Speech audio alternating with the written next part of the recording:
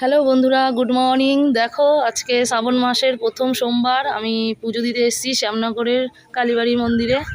এই যে দেখো, এখানে প্রচুর শিব ঠাকুর আছে। এখানে অনেক শিব ঠাকুর, এই যে সবাই মিলে পুজো দিচ্ছে এখানে এক একটা মন্দিরে।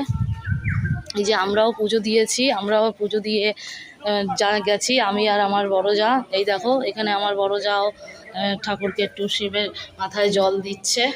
এই দেখো, এই দেখো আমিও একটু এখানেও একটু শিবের মাথায় জল দিয়ে নিলাম। এখানে প্রচুর মন্দির, শিব মন্দির আর কালী মন্দিরও আছে।